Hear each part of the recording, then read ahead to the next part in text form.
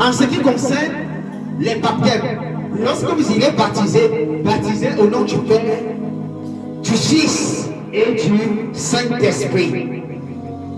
La Trinité, Père, Fils, Saint-Esprit. C'est pourquoi aussi, dans la vision d'Ésaïe, lorsque vous lisez Ésaïe chapitre 6, il voit dans la vision les séraphins rôdant tout autour de l'autel de l'Éternel, disant Saint, Saint, Saint est l'Éternel Dieu. Quand on dit l'Éternel Dieu, Saint, Saint est l'Éternel Dieu, on parle du Père, on parle du Fils et on parle du Saint-Esprit. Saint est la majesté céleste qui est Dieu le Père.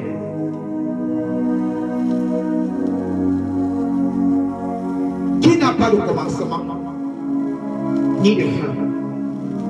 On ne sait pas comment il a commencé. Dieu le Fils, qui est Jésus, lui, le Père a commencé par lui. À tout ce qui commence l'œuvre. Et l'Esprit, Dieu le Saint-Esprit. Pourquoi les séraphins s'arrêtent sur 3 saints? Même dans la vision de Jean, dans le livre d'Apocalypse, les séraphins s'arrêtent toujours. Les 4 êtres vivants ayant 6 ailes, ce sont les séraphins que Jean va voir dans l'Apocalypse. Pourquoi à tout moment c'est 3 saints? Quand on a dit 3 fois saint, c'est pour nous dire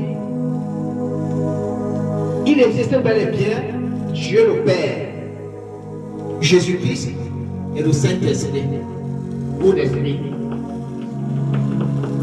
Donc 3 personnes.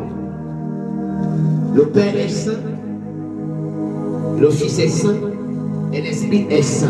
Saint, saint, saint est l'Éternel Dieu.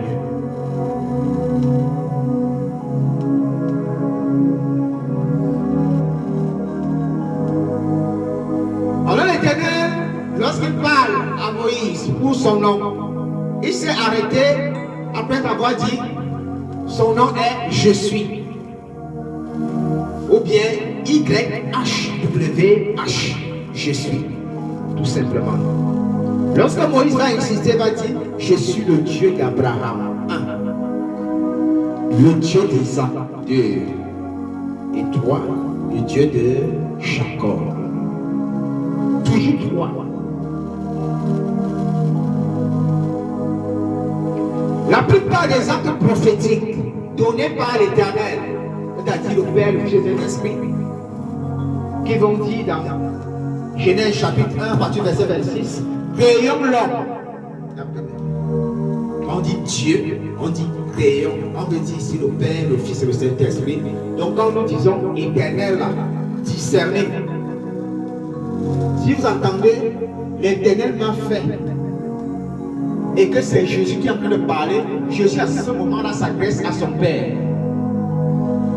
Comme dans le livre de Proverbes 8 à partir du verset 22.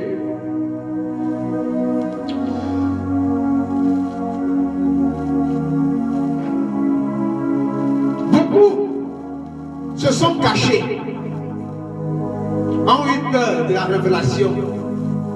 Parce qu'en fait, ils n'ont pas demandé à Jésus de se révéler pour ce secret.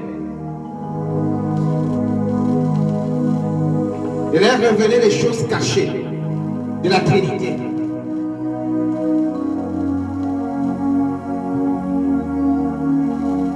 Et ils ont plutôt dit il existe bel et bien le Père. Il existe bel et bien le Fils.